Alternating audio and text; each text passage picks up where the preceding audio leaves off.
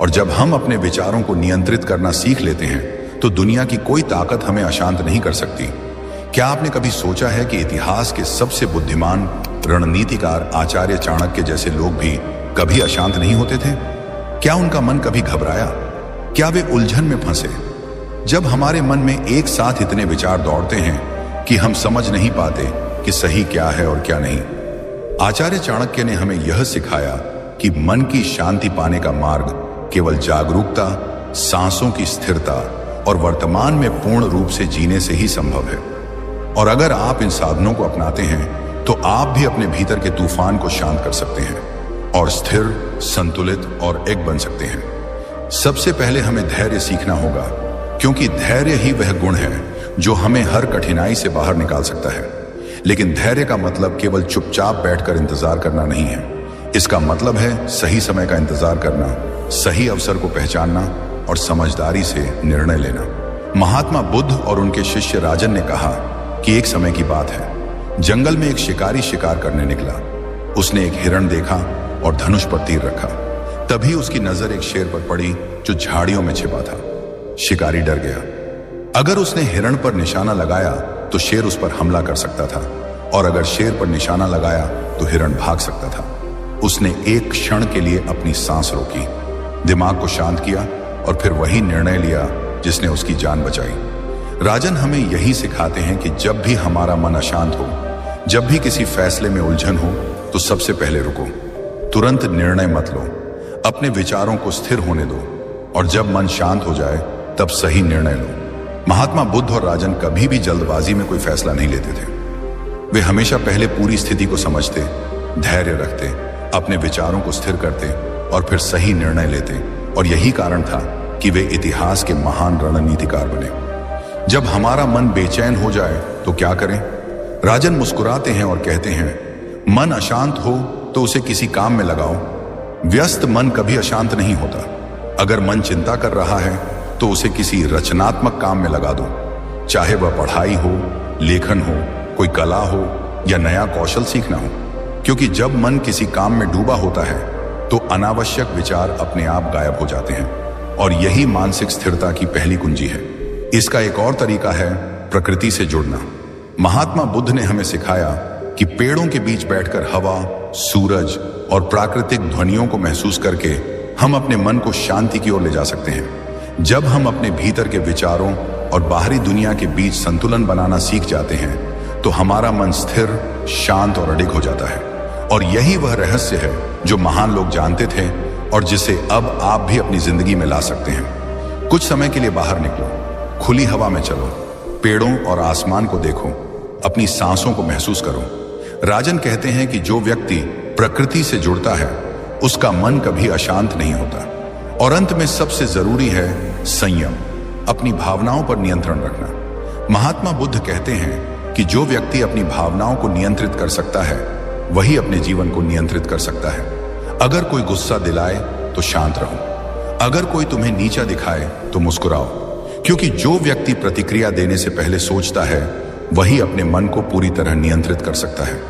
अगर तुम्हें मन को शांत रखना है तो धैर्य रखो, जल्दबाजी मत करो, विचारों को स्थिर करो, प्रकृति से जुड़ो, अपने मन को व्यस्त रखो और सबसे महत्वपूर्ण, अपनी भावनाओं पर नियंत्रण रखो। यही सूत्र हैं जिन्हें राजन और महात्मा बुद्ध ने अपनाया था, और यही सूत्र तुम्हारी जिंदगी बदल सकते हैं। क्या तुम्हारा मन कभी इतनी जोर से बोलता है कि तुम उसे रोक नहीं पाते? क्या तुम्हें लगता है कि तुम्हारा दिमाग तुम्हारे काबू में नहीं है? आज हम सीखेंगे कैसे मन को शांत किया जाए, कैसे विचारों को नियंत्रित किया जाए, और कैसे योग, ध्यान और जीवन शैली में सही बदलाव से मन को पूरी तरह संतुलित रखा जा सकता है। एक शिष्य ने महात्मा बुद्ध से पूछा, गुरुजी, मेरा मन हमेशा अशांत रहता है, काम करते समय ध्यान भटक जाता है, निर्णय लेने में हजारों विचार आते हैं, मुझे इस बेचैनी से कैसे छुटकारा मिले? महात्मा बुद्ध मुस्कुराए और बोले, मन एक पागल घोड़े की तरह है, अगर इसे नियंत्रण में नहीं रखा तो यह तुम्हें गिरा सकता है, लेकिन यदि तुम इसे सही तरीके से साध लो तो यही घोड़ा तुम्हें मंजिल तक ले जाएगा। अब सवाल यह है कि इस घोड़े को कैसे काबू में किया जाए। सबसे पहले आता है ध्यान। क्या आप जानते हैं कि ध्यान से मन क्यों शांत होता है? जब ध्यान करते हो तो विचारों को नहीं रोकते, बल्कि उन्हें बहने देते हो। धीरे धीरे जैसे ही अपनी सांसों पर ध्यान केंद्रित करते हो, तुम्हारा मन स्थिर होने लगता है। तुम्हारा दिमाग भी उसी झील की तरह शांत हो जाता है और यही स्थिरता तुम्हें जीवन की हर चुनौती में बनाए रखती है। अगर तुम अपने विचारों को लगातार उछालते रहो तो जैसे पानी में लहरें उठती रहती हैं, लेकिन जब तुम शांत बैठना सीख जाते हो तो धीरे धीरे सारी हलचल अपने आप ठहर जाती है और कुछ ही मिनटों में तुम महसूस करोगे कि तुम्हारा मन पहले से कहीं अधिक शांत और स्थिर हो गया है। लेकिन सिर्फ ध्यान ही पर्याप्त नहीं है। अगर तुम सच में अपने मन को नियंत्रित करना चाहते हो तो तुम्हें अपने शरीर को भी साधना होगा और इसके लिए योग सबसे उत्तम तरीका है। योग केवल शरीर को लचीला बनाने के लिए नहीं है। इसका असली उद्देश्य मन और शरीर को संतुलित करना है, क्योंकि जब शरीर तनाव में होता है तो मन भी बेचैन रहता है और जब शरीर संतुलित होता है तो विचार भी स्थिर रहते हैं। अगर तुम हर दिन सिर्फ 10 मिनट अनुलोम विलोम प्राणायाम कर लो तो तुम्हारा दिमाग स्वाभाविक रूप से शांत होने लगेगा, क्योंकि जब तुम अपनी सांसों को नियंत्रित करना सीखते हो तो मन भी धीरे धीरे नियंत्रण में आ जाता है। अब बात करते हैं जीवन शैली के सुधार की। क्या तुम जानते हो कि तुम्हारा खान पान, दिनचर्या और नींद का समय तुम्हारे मानसिक स्वास्थ्य को प्रभावित करता है? अगर तुम हमेशा तला भुना खाना खाते हो, देर रात जागते हो और दिन भर मोबाइल या लैपटॉप पर व्यस्त रहते हो तो तुम्हारा मन कभी स्थिर नहीं रहेगा। अगर तुम वास्तव में अपने मन को शांत रखना चाहते हो तो तुम्हें अपनी दिनचर्या संतुलित रखनी होगी। जल्दी सोना, जल्दी उठना, हल्का और सात्विक भोजन करना और दिन में कम से कम 30 मिनट प्रकृति के बीच बिताना, यह सब मिलकर तुम्हारे दिमाग को स्थिर और संतुलित बनाएगा। लेकिन यदि इसके बावजूद कभी मन अशांत हो जाए तो बस एक बात याद रखो, जो चीज तुम्हारे नियंत्रण में नहीं है उसके लिए परेशान होना बंद कर दो। जो तुम्हारे बस में है उस पर ध्यान दो और जो तुम्हारे बस में नहीं है उसे जाने दो, क्योंकि चिंता करने से कोई समाधान नहीं निकलता, बल्कि चिंता स्वयं एक बड़ी समस्या बन जाती है। महात्मा बुद्ध ने इसे समझाया कि मन को खेती की तरह देखो। अगर बीज को सही तरीके से मिट्टी, पानी, हवा और सूर्य की रोशनी मिले तो वह विशाल वृक्ष बन सकता है, लेकिन यदि उसे पकड़कर डर से रखो कि कहीं खो ना जाए तो वह कभी फल नहीं देगा। तुम्हारा मन भी ऐसा ही है। जब तुम उसे सही तरीके से पोषित और नियंत्रित करना सीखते हो तब वह स्थिर, शांत और एक बन जाता है। और यही जीवन की सबसे बड़ी कला है जो महान लोग जानते थे और जिसे अब तुम भी अपनी जिंदगी में ला सकते हो। जब तक तुम अपने विचारों को पकड़कर नियंत्रित करने की कोशिश करोगे यह और अधिक भागता रहेगा, लेकिन जब तुम इसे सही माहौल दोगे, ध्यान, शांति, सही सोच और नियमित अभ्यास, तो यह तुम्हारा सबसे बड़ा मित्र बन जाएगा। महात्मा बुद्ध कहते हैं कि शांत मन कोई जादू नहीं है, यह एक साधना है और जब तुम इसे समझ जाओगे तो कोई भी परिस्थिति तुम्हें हिला नहीं सकेगी। याद रखो, दुनिया का सबसे शक्तिशाली व्यक्ति वह नहीं जो सबसे ताकतवर है, बल्कि वह है जिसने अपने मन को साध लिया है। अब फैसला तुम्हारा है।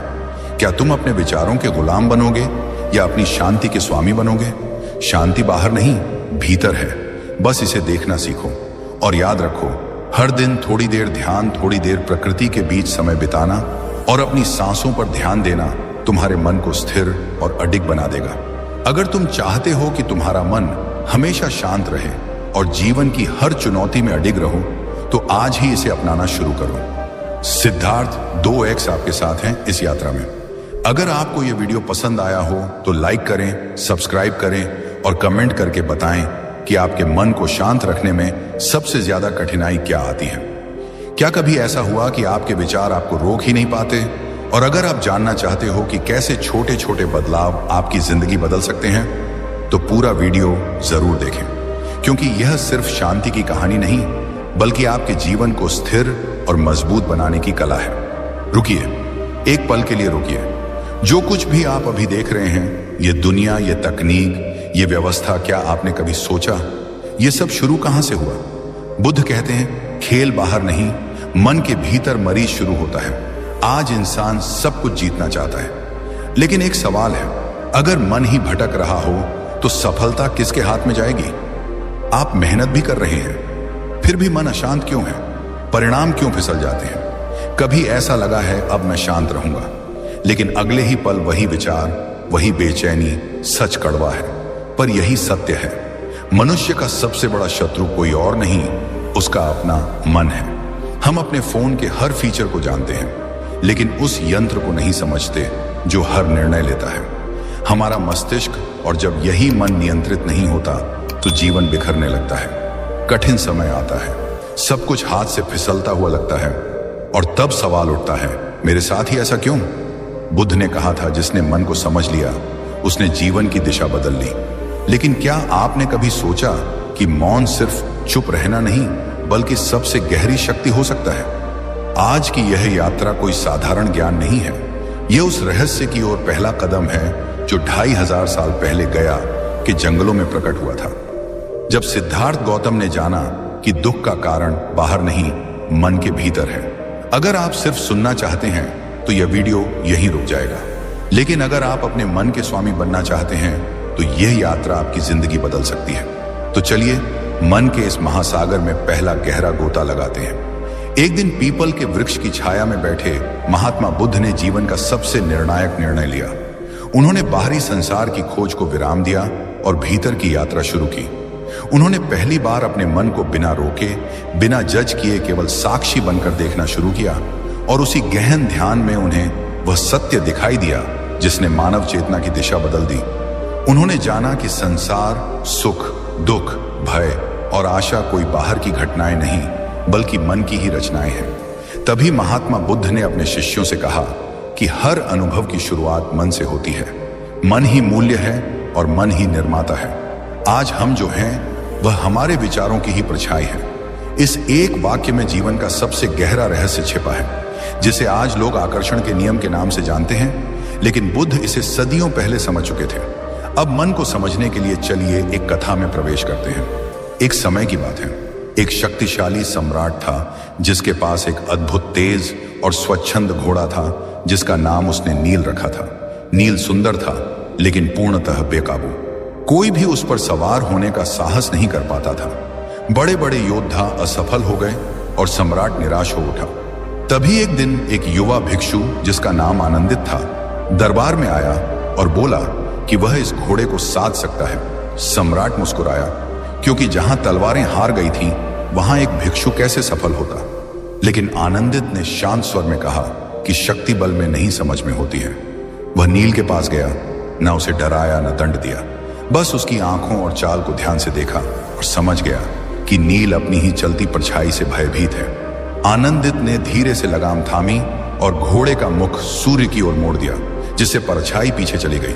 भय लुप्त हुआ और घोड़ा शांत हो गया। उसी क्षण वह घोड़ा जो असंभव लगता था आज्ञाकारी बन गया। यह कथा केवल घोड़े की नहीं है, यहाँ सम्राट आप हैं, नील आपका मन है और वह परछाई आपके डर, शंकाएं और नकारात्मक विचार हैं। मन अत्यंत शक्तिशाली है। सही दिशा मिले तो वह आपको किसी भी शिखर तक पहुंचा सकता है, लेकिन जब वह अपनी ही परछाइयों से डरने लगे तो वही शक्ति बंधन बन जाती है।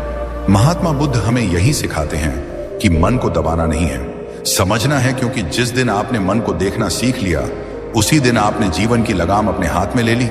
जब मन अपनी ही परछाइयों से भयभीत होकर बेकाबू दौड़ता है तो हम उसे दबाने, खींचने या उससे लड़ने लगते हैं, लेकिन जितना संघर्ष बढ़ता है उतना ही वह हमें गिराता है।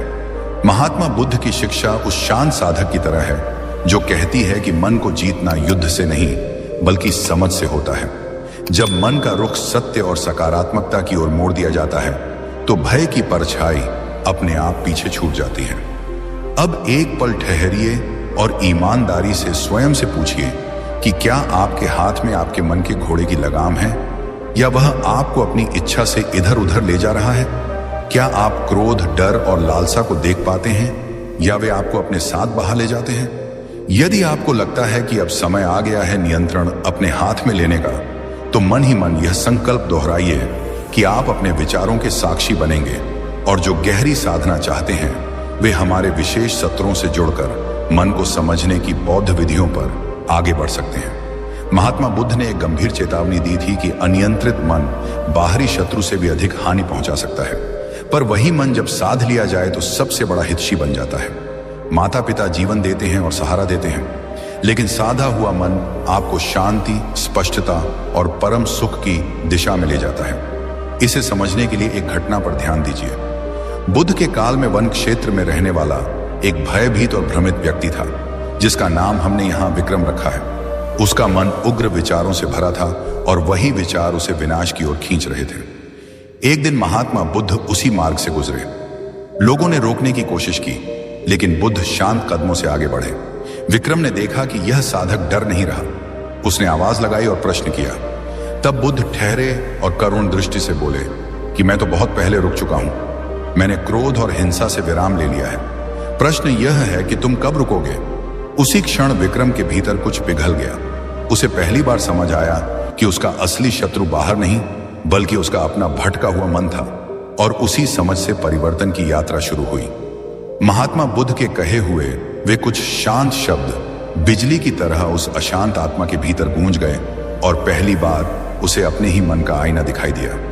वह समझ सका कि जो पीड़ा, भ्रम और अंधकार वह जी रहा था, वह बाहर की दुनिया नहीं, बल्कि उसके भीतर की दिशा थी। उसी क्षण उसके भीतर वर्षों से जमा हुआ कठोरपन पिघल गया और वह विनम्रता से बुद्ध के चरणों में झुक गया। समय के साथ वही व्यक्ति जिसे लोग भय और हिंसा से जोड़ते थे, एक करुण भिक्षु के रूप में पहचाना जाने लगा। वही हाथ जो कभी आवेग में उठते थे, अब सेवा और सहानुभूति में लगने लगे, और वही मन जो द्वेष का घर था, अब शांति का आश्रय बन गया। यहां सबसे महत्वपूर्ण बात यह है कि शरीर वहीं रहा, ऊर्जा वहीं रही, केवल मन की दिशा बदल गई, और दिशा बदलते ही जो सबसे बड़ा शत्रु था, वही सबसे बड़ा सहायक बन गया। इसलिए यदि आज आप स्वयं को उदासी, असफलता या डर के बीच खड़ा पाते हैं, तो याद रखिए, यह आपकी अंतिम पहचान नहीं, बल्कि आपके मन की वर्तमान दिशा है। जैसे वह व्यक्ति बदल सका, वैसे ही आप भी बदल सकते हैं, क्योंकि मन स्थिर नहीं, बल्कि परिवर्तनशील है। अब पिछले 24 घंटों को शांत भाव से याद कीजिए और देखिए कि आपका मन आपसे मित्र की तरह बात कर रहा था या कठोर आलोचक की तरह। क्या उसने आपको आगे बढ़ने का साहस दिया या आपको कमजोर महसूस कराया? जिस दिन आप अपने मन की भाषा पहचान लेते हैं, उसी दिन बदलाव की शुरुआत हो जाती है। यदि आप मानते हैं कि परिवर्तन संभव है, तो इस विचार को स्वीकार कीजिए और आगे बढ़िए। अब महात्मा बुद्ध की उस शिक्षा की ओर चलें जो आज भी आधुनिक विज्ञान को सोचने पर मजबूर करती है। बुद्ध कहते हैं कि मन ही संसार है, और जिसे हम बाहरी वास्तविकता कहते हैं, वह भीतर के विचारों की ही छाया है। इसे समझने के लिए एक प्रतीकात्मक कथा सुनिए। प्राचीन काल में एक शासक ने मानव मन की शक्ति को परखने के लिए एक प्रयोग किया। उसने 2 बंदियों को चुना और दोनों के लिए अलग अलग वातावरण बनाया। पहले व्यक्ति को उजाले, स्वच्छता और सकारात्मक संवाद से भरे कक्ष में रखा गया और उसे आशा से भरे संदेश दिए गए कि समय के बाद उसे मुक्ति मिलेगी। दूसरे व्यक्ति को उदास वातावरण में रखा गया, जहां भय और नकारात्मकता के संकेत बार बार दोहराए गए और उसे अनिश्चित भविष्य की बातें सुनाई गईं। वास्तविकता यह थी कि अंत में दोनों को समान साधारण जल ही दिया जाना था, ना कोई विशेष पेय था और ना कोई हानि। यह प्रयोग इस बात का संकेत था कि अनुभव से पहले ही मन परिणाम गढ़ लेता है। समय बीतता गया और 1 महीने के भीतर दोनों व्यक्तियों की स्थिति बदलने लगी। पहला व्यक्ति जो आशा और विश्वास के साथ जी रहा था, उसका चेहरा उज्जवल हो गया, शरीर में स्फूर्ति लौट आई और मन शांत रहने लगा। जब उसे अंत में वही साधारण जल दिया गया, तो उसे पीते ही उसे ऐसा अनुभव हुआ मानो उसके भीतर नई ऊर्जा प्रवाहित हो गई हो। दूसरी ओर वह व्यक्ति जो भय और आशंका में जी रहा था, धीरे धीरे भीतर से टूटता चला गया। उसका शरीर कमजोर हो गया और मन निरंतर ध्यान।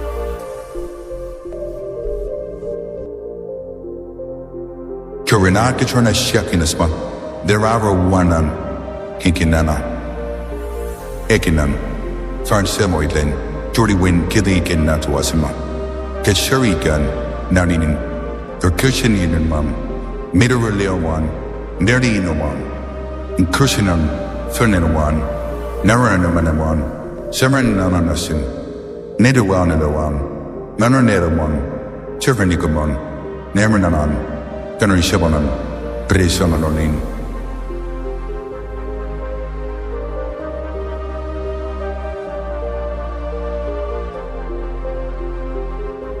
डर से भरा रहा और जब उसे भी वही साधारण जल दिया गया तो उसका मन पहले ही हार मान चुका था। वास्तविकता यह है कि उसे पानी ने नहीं बल्कि उसके विश्वास ने पराजित किया, क्योंकि जब मन किसी विचार को पूर्ण सत्य मान लेता है तो शरीर उसी के अनुसार प्रतिक्रिया करता है। पहले व्यक्ति के लिए वही जल औषधि बन गया और दूसरे के लिए वही अनुभव विनाशकारी सिद्ध हुआ। यह कोई दूर की कथा नहीं बल्कि हमारे दैनिक जीवन की सच्चाई है। आप अपने बारे में जो भी बार बार सोचते हैं वही धीरे धीरे आपकी पहचान बन जाता है। यदि मन लगातार कहता रहे कि मैं कमजोर हूं, मेरे साथ हमेशा गलत होता है, तो अनजाने में वही दिशा मजबूत होने लगती है। महात्मा बुद्ध ने इसे सम्यक संकल्प कहा था, अर्थात अपने विचारों को सजगता से चुनना। अभी एक क्षण रुककर उस विचार को पहचानिए जो आपको सबसे अधिक परेशान करता है और कल्पना कीजिए कि वह विचार एक कागज पर लिखा हुआ है। अब शांति से उस कागज को अपनी चेतना में विलीन होते हुए देखें और उसकी जगह एक नया विचार स्थापित करें कि मैं सक्षम हूं और मैं परिवर्तन कर सकता हूं। यह अभ्यास सरल है, लेकिन निरंतर किया जाए तो गहरी छाप छोड़ता है, और यह तो केवल शुरुआत है। अब हम उस गहराई की ओर बढ़ रहे हैं जहां अवचेतन मन की शक्तियां कार्य करती हैं। महात्मा बुद्ध इसे चेतना का भंडार कहते थे। जैसे समुद्र में तैरता हिमखंड जिसका छोटा सा भाग ऊपर दिखाई देता है और विशाल हिस्सा नीचे छिपा रहता है, उसी तरह हमारा चेतन मन सीमित है, लेकिन अवचेतन मन हमारी आदतों, प्रतिक्रियाओं और जीवन की दिशा तय करता है। इसीलिए जब हम कहते हैं कि मैं ऐसा नहीं करना चाहता था फिर भी हो गया, तो वास्तव में वही गहरे संस्कार कार्य कर रहे होते हैं। और आगे हम यही समझेंगे कि इस अवचेतन स्तर को बुद्ध ने कैसे शुद्ध और पुनः व्यवस्थित करने की शिक्षा दी। वर्षों से भय, क्रोध और असफलता की परतें जब मन में जम जाती हैं तो वही हमारी आदत और स्वभाव बन जाती है। और महात्मा बुद्ध ने इस गहरी प्रोग्रामिंग को बदलने के लिए जिस सबसे प्रभावशाली विधि का मार्ग दिखाया उसे सती पठान कहा, जिसे आज सजगता और ध्यान के नाम से जाना जाता है। बुद्ध का संदेश सीधा था कि नकारात्मक विचार आए तो ना उसे दबाओ और ना उससे संघर्ष करो, बस उसे देखो जैसे कोई प्रहरी शांति से खड़ा होकर आने जाने वालों को देखता है। जैसे ही आप किसी विचार को बिना जज किए केवल देखने लगते हैं, उसकी पकड़ ढीली पड़ने लगती है। यही वह सूक्ष्म सूत्र है जहां देखना ही मुक्त होना बन जाता है। इसे अभी के जीवन में आजमाइए। अगली बार जब क्रोध उठे तो प्रतिक्रिया देने से पहले एक क्षण ठहर कर भीतर कहिए कि मैं देख रहा हूं कि मेरी सांस तेज हो रही है और शरीर में गर्मी बढ़ रही है। केवल इस सजगता से ही वह क्रोध धीरे धीरे पिघलने लगता है और समय के साथ अवचेतन मन की पुरानी आदतें बदलने लगती हैं। महात्मा बुद्ध ने एक और महत्वपूर्ण बात सिखाई थी कि अवचेतन मन तर्क से नहीं बल्कि दोहराव से सीखता है। यदि आप प्रतिदिन पूरे भाव के साथ स्वयं से कहें कि मैं शांत हूं, मैं सक्षम हूं और मेरा जीवन सही दिशा में बढ़ रहा है, तो यह वाक्य धीरे धीरे आपके भीतर सत्य बन जाता है और उसी के अनुसार अनुभव आकार लेने लगते हैं। क्या आप इस आंतरिक परिवर्तन के लिए तैयार हैं? यदि हां, तो मन ही मन यह स्वीकार कीजिए कि आप बदल रहे हैं। और अब एक और कथा सुनिए जो आत्मविश्वास को नई ऊंचाई देती है। एक समय महात्मा बुद्ध के एक शिष्य, जिनका नाम हमने यहाँ सुमित रखा है, स्वयं को बहुत साधारण समझने लगे थे और उन्हें लगता था कि वे कभी अपने गुरु जैसी स्पष्टता नहीं पा सकेंगे। वे बुद्ध के पास गए और अपनी हीन भावना प्रकट की। तब बुद्ध उन्हें एक सूखे जलाशय के किनारे ले गए जहां कीचड़ में धंसी हुई वस्तुएं पड़ी थीं। बुद्ध ने उनसे कहा कि ध्यान से देखो, और सुमित की दृष्टि एक मैली सी कंकड़ जैसी चीज पर पड़ी। बुद्ध ने उसे उठाकर पास की धारा में धोया और जैसे जैसे परतें हटती गई वह साधारण कंकड़ एक चमकता हुआ रत्न बन गया। तब बुद्ध ने शांति से कहा कि यही सत्य तुम्हारा भी है। कीचड़ अज्ञान और नकारात्मक विचारों का है और उसके नीचे छिपी तुम्हारी असली प्रकृति स्वच्छ, मूल्यवान और प्रकाश से भरी हुई है। हमारी वास्तविक शक्ति कभी नष्ट नहीं होती, वह सदा शुद्ध, उज्ज्वल और हीरे की तरह मूल्यवान रहती है। उसे कोई गंदा नहीं कर सकता, केवल अज्ञान की परतें उसे ढक देती हैं। और महात्मा बुद्ध हमें यही याद दिलाते हैं कि जिस क्षण जागरूकता का जल उन परतों को छूता है, उसी क्षण हमारी आंतरिक चमक प्रकट होने लगती है। इसलिए यदि आपके ऊपर असफलताओं, भय और मैं नहीं कर सकता जैसे विचारों की धूल जम गई है, तो घबराइए नहीं। आपको कुछ नया बनने की आवश्यकता नहीं है, बल्कि जो आप पहले से हैं उसे पहचानने की आवश्यकता है। एक क्षण रुकिए और अपने भीतर उस शांति और सामर्थ्य को महसूस कीजिए, क्योंकि वही आपकी असली पहचान है। यदि यह अनुभूति आपको छू रही है, तो इस संदेश को उन लोगों तक पहुंचाइए जिन्हें अपनी रोशनी याद दिलाने की आवश्यकता है। और अब हम मन की एक और महान शक्ति की ओर बढ़ते हैं, जिसे संकल्प कहा जाता है। जब महात्मा बुद्ध ने राजमहल त्यागा, तब उनके पास ना कोई मार्गदर्शक था और ना ही कोई निश्चित रास्ता, पर उनके पास एक अडिग संकल्प था। बोधि वृक्ष के नीचे उन्होंने यह निश्चय किया कि चाहे शरीर थक जाए, पर सत्य प्राप्त किए बिना वे इस स्थान से नहीं उठेंगे। और उसी अडिग संकल्प ने एक साधक को विश्व का महानतम प्रबुद्ध पुरुष बना दिया। अब स्वयं से पूछिए कि आपका संकल्प क्या है? क्या वह इतना गहरा है कि परिस्थितियां भी उसके आगे झुक जाएं? क्योंकि संसार प्रतिभा से नहीं, बल्कि दृढ़ निश्चय से रास्ता देता है। जब मन पूरी स्पष्टता से ठान लेता है, तो बाधाएं भी मार्ग बन जाती हैं। आज ही अपने संकल्प को लिखिए, उसे प्रतिदिन पढ़िए और उसे अपने मन का ईंधन बनने दीजिए। यह यात्रा यहीं समाप्त नहीं होती।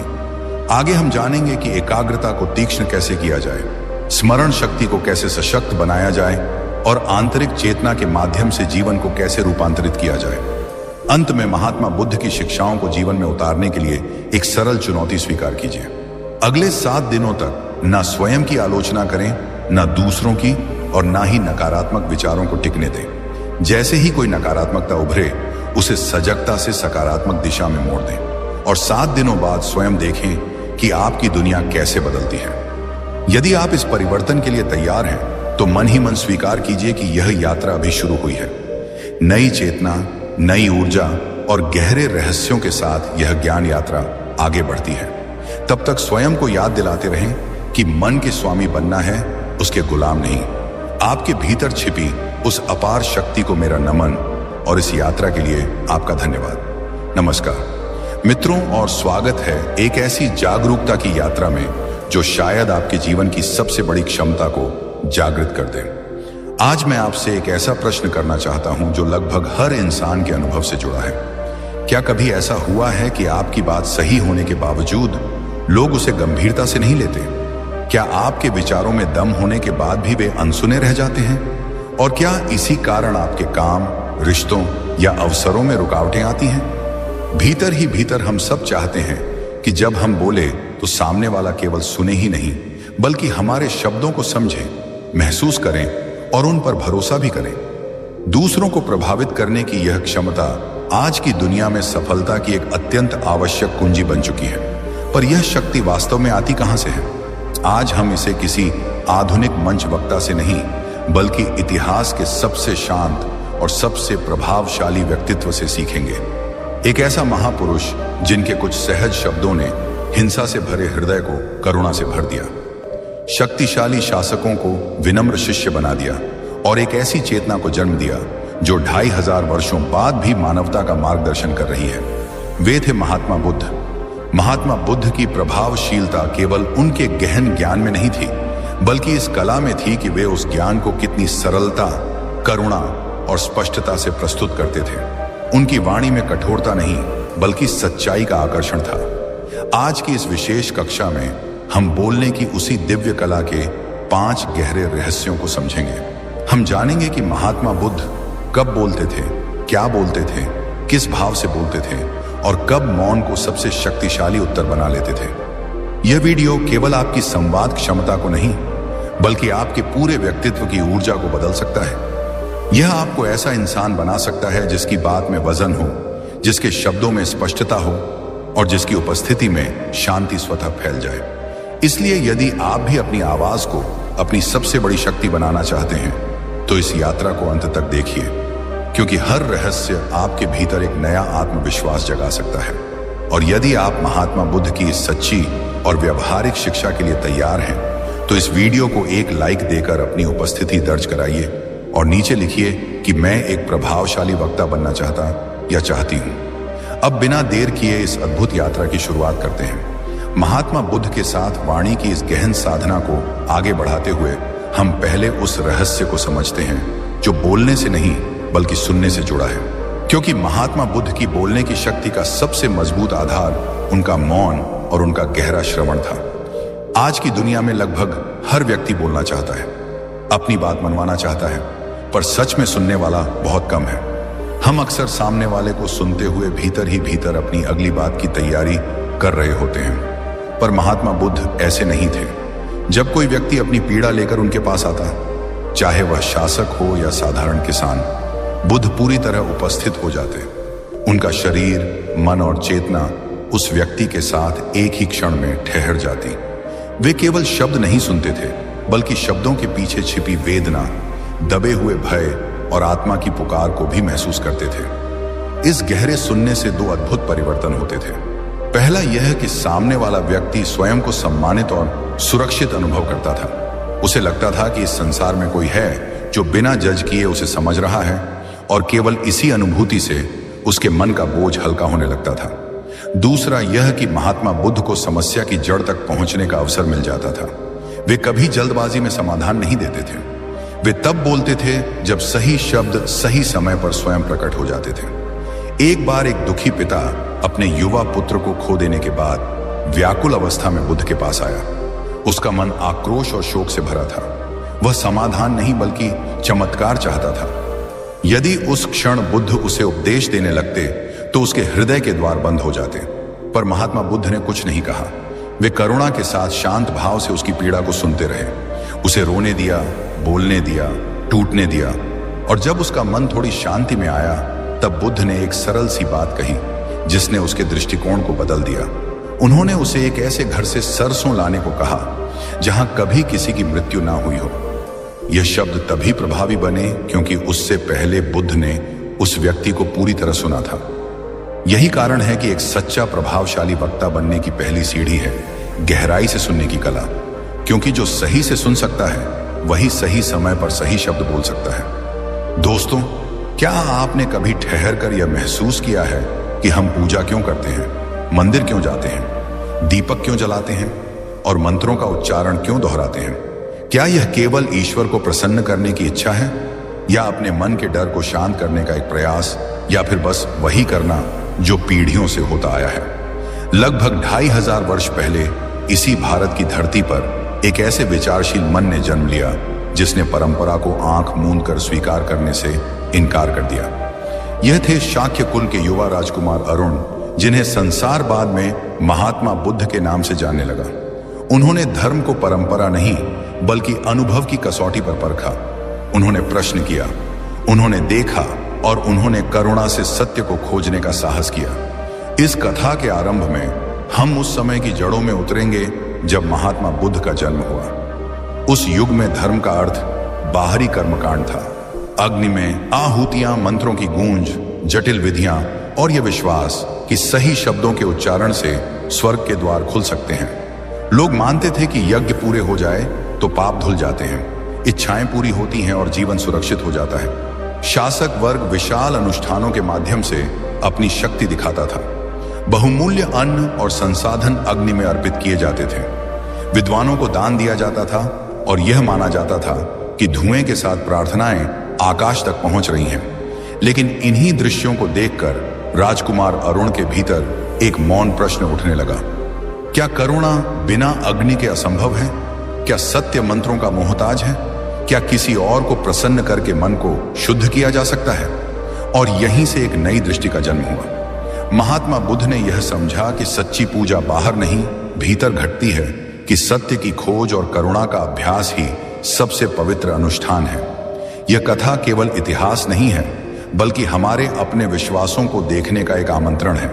इसीलिए इस यात्रा में अंत तक जुड़े रहिए, क्योंकि यह कहानी हमें यह पूछने का साहस देती है कि हम जो मानते हैं क्या उसे हमने कभी स्वयं जाना भी है? लोग मानते थे कि धुएं के साथ उनकी प्रार्थनाएं स्वर्ग तक पहुंच रही हैं और देव शक्तियां प्रसन्न हो रही हैं। उस समय धर्म का अर्थ बाहरी कर्मकांड बन चुका था, जहां अनुष्ठान ही सत्य समझे जाते थे। लेकिन उसी धुएं के पीछे एक गहरा प्रश्न छिपा था, जिसे कोई पूछने का साहस नहीं करता था। क्या ईश्वर सच में केवल महंगी आहुतियों और मंत्रों से ही प्रसन्न होते हैं? यज्ञशाला के बाहर खड़े भूखे और थके हुए इंसान की पुकार का क्या कोई मूल्य नहीं? अब आप स्वयं एक क्षण रुककर सोचिए, यदि आप भूखे हों और कोई केवल आपके सामने दीपक जला दे और घंटी बजा दे, तो क्या आपकी पीड़ा मिट जाएगी? शायद नहीं। यही प्रश्न उस युग में मौन था। उसी समय शाक्य कुल के युवा राजकुमार नीलार्थ, जिन्हें आगे चलकर संसार महात्मा बुद्ध के नाम से जानने लगा, बचपन से ही अन्य बच्चों से अलग थे। वे खेलों में नहीं बल्कि जीवन के रहस्यों में खोए रहते थे। उनके भीतर करुणा स्वाभाविक रूप से बहती थी। एक दिन उन्होंने महल की खिड़की से देखा कि लोग पूजा के लिए लंबी कतारों में खड़े हैं। किसी के हाथ में फूल हैं, कोई दूध चढ़ा रहा है, कोई घंटियां बजा रहा है। हर चेहरे पर आशा है कि उनकी आवाज ऊपर तक पहुंचेगी। यह दृश्य देखकर बालक नीलार्थ ने अपने शिक्षक से एक सरल लेकिन गहरा प्रश्न किया, गुरुवर, क्या सच में ईश्वर को इन फूलों और अर्पणों की आवश्यकता होती है? क्या उनका हृदय इन वस्तुओं से भरता है? शिक्षक कुछ क्षण मौन रहे और फिर बोले कि यही परंपरा है, यही सदियों से चलता आ रहा है। पर यह उत्तर नीलार्थ के मन को शांत नहीं कर सका। उनके भीतर प्रश्न और गहरे होते चले गए। यदि ईश्वर करुणा का सागर है, तो उन्हें मुरझाने वाली वस्तुओं की आवश्यकता क्यों? यदि वे सर्वशक्तिमान हैं, तो क्या हमारी अर्पण की वस्तुओं से उनकी शक्ति बढ़ती है? और सबसे बड़ा प्रश्न, क्या ईश्वर भूखे हैं कि हमें उन्हें प्रतिदिन भोजन चढ़ाना पड़े? उस समय ऐसे प्रश्न पूछना स्वयं में साहस था, क्योंकि परंपरा पर प्रश्न करना अपराध माना जाता था। लेकिन यही वह क्षण था जब महात्मा बुद्ध की यात्रा ने पहला कदम रखा, जहां उन्होंने सुनी सुनाई मान्यताओं को स्वीकार करने से इनकार किया और सत्य की खोज स्वयं करने का निर्णय लिया। जब नीलार्थ युवावस्था में पहुंचे, जिन्हें आगे चलकर संसार महात्मा बुद्ध के नाम से जानने लगा, तब एक दिन उन्होंने अपने ही महल में आयोजित एक अत्यंत भव्य यज्ञ को अपनी आंखों से देखा। चारों ओर अग्नि की ऊंची लपटें उठ रही थीं, जिनकी गर्मी दूर तक महसूस की जा सकती थी। सैकड़ों पुरोहित गंभीर स्वर में मंत्रों का उच्चारण कर रहे थे, जिनका भाव शायद उन्हें स्वयं भी स्पष्ट नहीं था। सेवक भारी पात्रों में अन्न और घी लाकर अग्नि में अर्पित कर रहे थे, और पूरे वातावरण में यह धारणा गूंज रही थी कि इस यज्ञ से देव प्रसन्न होंगे, पाप मिटेंगे, राज्य सुरक्षित रहेगा और समृद्धि आएगी। पर जहां अधिकांश लोग आंखें मूंदकर श्रद्धा में डूबे थे, वहीं नीलार्थ का हृदय यह दृश्य देखकर भीतर से कांप उठा। उनकी आंखें नम हो गईं और मन में एक तीखी पीड़ा उठी। वे सोचने लगे, यह कैसी भक्ति है और यह कैसा धर्म है, जहां एक ओर राज्य में लोग भूख से जूझ रहे हैं और दूसरी ओर जीवन देने वाला अन्य आग में झोंक दिया जा रहा है। क्या यह देवताओं का सम्मान है या जीवन का अपमान? यदि ईश्वर करुणा के स्वरूप हैं, तो क्या वे इस बाहरी प्रदर्शन से संतुष्ट हो सकते हैं? क्या उन्हें यह नहीं दिखता कि उनके ही बनाए हुए लोग पीड़ा में हैं? और क्या सच में अग्नि में अर्पण करने से भीतर छिपा क्रोध, लोभ, ईर्ष्या और भय समाप्त हो जाता है? यदि ऐसा होता तो संसार अब तक स्वर्ग बन चुका होता। क्या ईश्वर तक पहुंचने के लिए इतना शोर, इतना दिखावा और इतनी बर्बादी आवश्यक है? उसी क्षण नीलार्थ के भीतर करुणा का सागर उमड़ पड़ा और उन्होंने मौन में ही अनुभव किया कि यह सच्ची पूजा नहीं बल्कि एक अंधी आदत है। यदि भक्ति करनी है तो भूखे को भोजन दो, बीमार को सहारा दो, दुखी के मन को शब्दों से थामो और अपने भीतर के सत्य को पहचानो। क्योंकि ईश्वर कर्मकांडों में नहीं बल्कि प्रेम, करुणा और सच्चाई के मार्ग पर मिलते हैं। आज भी क्या हम नहीं देखते कि लोग धार्मिक आयोजनों पर अपार धन खर्च कर देते हैं, जबकि उनके आसपास कोई जरूरतमंद भूखा रह जाता है? क्या यही धर्म है? इस यज्ञ के अनुभव के बाद नीलार्थ का मन और अधिक बेचैन हो उठा और उन्होंने गहरे चिंतन में यह समझना शुरू किया कि साधारण मनुष्य आखिर क्यों इन कर्मकांडों से इतनी मजबूती से जुड़ा रहता है। और धीरे धीरे उन्हें बोध हुआ कि इसके पीछे कुछ गहरे मनोवैज्ञानिक कारण छिपे हैं। नीलार्थ ने गहराई से देखा कि लोगों की पूजा के पीछे 3 मुख्य कारण छिपे होते हैं, और पहला कारण है डर। यह भय कि अगर उन्होंने पूजा नहीं की, अगर उन्होंने देवताओं को प्रसन्न नहीं किया, तो कोई अनहोनी हो जाएगी, जीवन में दुख आएगा, और यही डर धीरे धीरे आस्था का रूप ले लेता है। दूसरा कारण है लालच। यह उम्मीद कि कुछ चढ़ाने से बदले में धन, सफलता और सुख मिल जाएगा, जैसे ईश्वर के साथ कोई सौदा किया जा रहा हो। और तीसरा तथा सबसे गहरा कारण है परंपरा का अंधानुकरण, क्योंकि पिता दादा ऐसा करते आए हैं इसलिए मुझे भी करना है। समाज क्या कहेगा, इस डर से व्यक्ति बिना समझे भीड़ के साथ चल पड़ता है। इन सब को समझने के बाद नीलार्थ के भीतर एक और गहरा प्रश्न उठा कि क्या डर और लालच से किया गया कोई भी कर्म, कोई भी पूजा वास्तव में परम सत्ता तक पहुंच सकती है? क्या वह शक्ति जिसे लोग भगवान कहते हैं, जिसे महात्मा बुद्ध ने करुणा और प्रज्ञा का स्वरूप कहा, उसे डराकर या रिश्वत देकर प्रसन्न किया जा सकता है? और उनके हृदय तथा विवेक ने एक ही उत्तर दिया, नहीं। सच्चा धर्म वह है जिसमें भय नहीं होता, जिसमें लालच नहीं होता, जिसमें सत्य को जानने की ईमानदार जिज्ञासा होती है, जिसमें हर प्राणी के लिए निस्वार्थ करुणा होती है और बिना शर्त प्रेम होता है। उसी दिन से नीलार्थ की दृष्टि में पूजा की परिभाषा बदल गई और उन्होंने कहा, यदि तुम सच में इस अस्तित्व की शक्ति को प्रसन्न करना चाहते हो तो किसी भूखे को भोजन दो, किसी प्यासे को पानी दो, किसी ठंड से कांपते व्यक्ति को वस्त्र दो, किसी टूटे हुए मन को सहारा दो और अपने भीतर छिपे सत्य को पहचानने का प्रयास करो। यही असली पूजा है, यही सच्चा यज्ञ है और यही धर्म का मार्ग है। उन्होंने आगे समझाया कि बाहर मंदिर में दीपक जलाना सुंदर है, लेकिन यदि मन के भीतर अज्ञान और घृणा का अंधकार है तो उस दीपक का कोई अर्थ नहीं। पहले अपने भीतर ज्ञान का प्रकाश जगाओ। घंटी की मधुर ध्वनि अच्छी लगती है, लेकिन यदि मन में क्रोध और द्वेष का शोर है तो उस ध्वनि का क्या लाभ? पहले अपने मन को शांत करना सीखो। मूर्ति पर फूल चढ़ाना आकर्षक है, लेकिन यदि हृदय में करुणा और प्रेम का पुष्प नहीं खिला तो वे फूल कुछ ही समय में मुरझा जाते हैं। और आज मैं आपसे एक प्रश्न पूछता हूं कि आपके अनुसार असली पूजा क्या है? मंदिर में चढ़ावे चढ़ाना या किसी जरूरतमंद के चेहरे पर मुस्कान लाना? नीचे टिप्पणी में अवश्य लिखिए, क्योंकि आपका विचार ही इस यात्रा का सबसे महत्वपूर्ण हिस्सा है। समय के साथ नीलार्थ का यह विश्वास एक चट्टान की तरह दृढ़ हो गया कि जीवन का परम लक्ष्य किसी बाहरी शक्ति को प्रसन्न करना नहीं, बल्कि अपने भीतर छिपे सत्य को पहचानना है।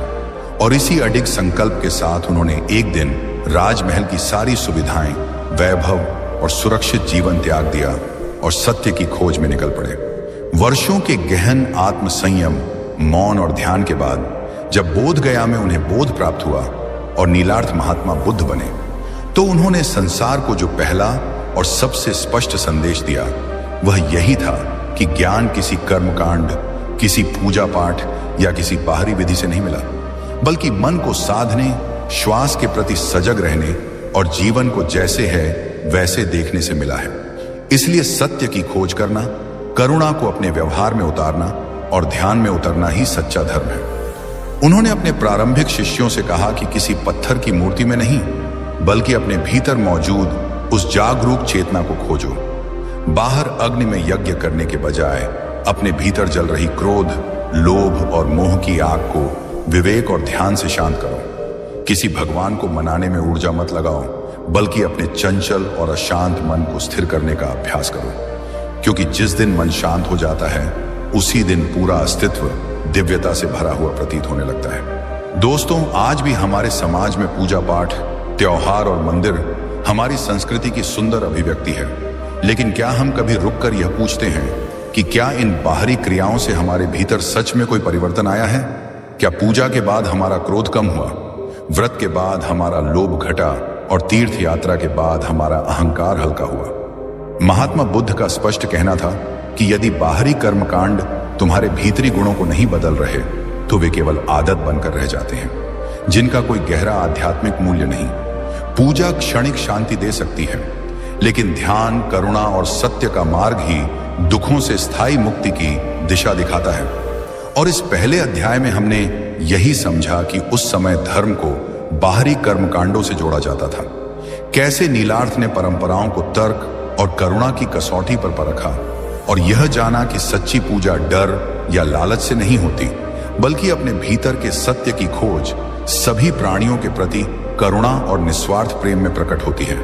और यही महात्मा बुद्ध का वह पहला और सबसे क्रांतिकारी संदेश था, जिसने आध्यात्मिक सोच की दिशा बदल दी कि सत्य की खोज ही सबसे बड़ी और सबसे सच्ची पूजा है। अगर आपको महात्मा बुद्ध की इस यात्रा का यह दूसरा एपिसोड पसंद आया हो और इन सवालों ने आपके मन में भी कोई नई सोच जगाई हो, तो इस वीडियो को लाइक जरूर कीजिए। नीचे कमेंट में बताइए कि आपके हिसाब से असली पूजा क्या है और बुद्ध के इन शुरुआती विचारों के बारे में आपकी राय क्या है। इस वीडियो को अपने सभी दोस्तों और परिवार के साथ शेयर कीजिए ताकि और लोग भी जान सकें कि महात्मा बुद्ध ने पूजा पाठ और कर्मकांड पर क्यों सवाल उठाए थे। दोस्तों, पिछले एपिसोड में हमने देखा कि कैसे राजकुमार अर्जुन के मन में पहली बार पूजा पाठ और कर्मकांड को लेकर प्रश्न उठे थे, लेकिन यह केवल शुरुआत थी। क्या आपने कभी गौर किया है कि कई लोग अपने समय, धन और ऊर्जा पूजा पाठ और धार्मिक अनुष्ठानों में लगा देते हैं, जबकि उनके आसपास कोई मदद के लिए इंतजार कर रहा होता है। क्या सच में देवता उन सोने चांदी के चढ़ावे और हजारों जलाए गए दीपकों की रोशनी से प्रसन्न होते हैं, जिनमें करुणा और दया का कोई अंश नहीं होता? आज के इस दूसरे एपिसोड में हम अर्जुन की यात्रा के उस मोड़ पर चलेंगे जहां उन्होंने दिखावे वाले कर्मकांड और सच्ची करुणा की शक्ति के बीच अंतर को सामने रखा। आज हम जानेंगे क्यों महात्मा बुद्ध बार बार कहते थे कि पूजा पाठ और यज्ञ करने से नहीं, बल्कि एक दुखी प्राणी के आंसू पोंछने से ही सच्चा पुण्य मिलता है। ये कहानी केवल उपदेश नहीं, बल्कि हमारे अपने धर्म, हमारी पूजा और हमारी इंसानियत को परखने का आईना है। तो इस यात्रा में अंत तक मेरे साथ बने रहिएगा। उस समय धर्म का बाहरी स्वरूप ही सब कुछ था और खासकर राजाओं और अमीर व्यापारियों के बीच बड़े बड़े यज्ञ और अनुष्ठान उनकी शान और प्रतिष्ठा का प्रतीक थे। जितना बड़ा यज्ञ उतना बड़ा सम्मान, जितना ज्यादा दान उतना ज्यादा पुण्य। हजारों दीपक जलाए जाते, दुर्लभ फल और फूल चढ़ाए जाते, घी और अन्न को अग्नि में डालकर यह विश्वास किया जाता कि यह सीधे देवताओं तक पहुंच रहा है। लोगों के मन में यह विश्वास बहुत गहराई से बैठा था कि यदि बड़ा यज्ञ करेंगे तो देवता प्रसन्न होंगे, व्यापार फलेगा, सारे पाप धुल जाएंगे और मृत्यु के बाद स्वर्ग मिलेगा। लेकिन इस दिखावे और कोलाहल के बीच गांव के गरीब लोग भूखे रहते थे। कई बार उनके पास अपने बच्चों के लिए 2 वक्त की रोटी भी नहीं होती थी। फिर भी वे समाज के दबाव या भगवान के डर से उधार लेकर या अपना पेट काटकर पूजा पाठ और कर्मकांड करते थे। उन्हें डर था कि यदि पूजा नहीं करेंगे तो भगवान नाराज हो जाएंगे और विपत्ति आएगी। दोस्तों, एक पल के लिए सोचिए, क्या वह भगवान जिसे हम करुणा का सागर और दया का भंडार कहते हैं, वास्तव में उन भौतिक प्रदर्शनों से खुश हो जाते हैं? अर्जुन ने इस सवाल का जवाब अपनी गहरी सोच और करुणा से खोजा और उसने दुनिया को दिखाया कि सच्ची पूजा बाहरी अनुष्ठानों में नहीं, बल्कि मानवता सेवा और दूसरों के दुखों को कम करने में छिपी है। यही महात्मा बुद्ध का दूसरा क्रांतिकारी संदेश था, जिसने हमारे धर्म और मानवता के दृष्टिकोण को बदलने का मार्ग दिखाया। महात्मा बुद्ध अपने शिष्यों के साथ एक दिन भिक्षा के लिए जा रहे थे। तभी अर्जुन ने देखा कि एक घर में बहुत भव्य पूजा की तैयारी चल रही है। घंटियों की मधुर ध्वनि, धूप और अगरबत्ती की सुगंध, तरह तरह के पकवान और सजावट, सब कुछ बाहर से देखकर भव्य लग रहा था। लेकिन उसी घर के आंगन के एक कोने में एक बूढ़ी औरत भूखी और उदास बैठी थी। उसकी आंखों में पीड़ा और उपेक्षा झलक रही थी। महात्मा बुद्ध रुक गए और घर के मालिक से पूछा, यह पूजा किसके लिए हो रही है? घर का मालिक गर्व से बोला, यह पूजा हम अपने कुल देवता के लिए कर रहे हैं ताकि वे प्रसन्न हों और हमारे घर में सुख शांति बनी रहे। महात्मा बुद्ध ने फिर उस बूढ़ी औरत की ओर इशारा कर पूछा, और यह देवी कौन है? घर का मालिक थोड़ा झिझकते हुए बोला, यह मेरी माँ है, लेकिन अभी पूजा का समय है, इसलिए उन्हें भोजन नहीं दिया गया है। पहले भगवान को भोग लगेगा और उसके बाद ही परिवार का कोई और सदस्य भोजन करेगा। यह सुनकर अर्जुन के मन में गहरी पीड़ा उतर आई। उन्होंने शांत लेकिन दृढ़ स्वर में कहा, क्या तुम्हारे शास्त्र यह सिखाते हैं कि भगवान को प्रसन्न करने के लिए अपनी जन्म देने वाली मां को भूखा रखना जरूरी है? क्या तुम्हारा देवता इतना निर्दयी है कि उसका दिल तभी पिघलेगा जब तुम पहले उसे भोग लगाओ और अपनी मां को बाद में दो? घर का मालिक और सभी उपस्थित लोग चुप हो गए। उनके पास कोई जवाब नहीं था।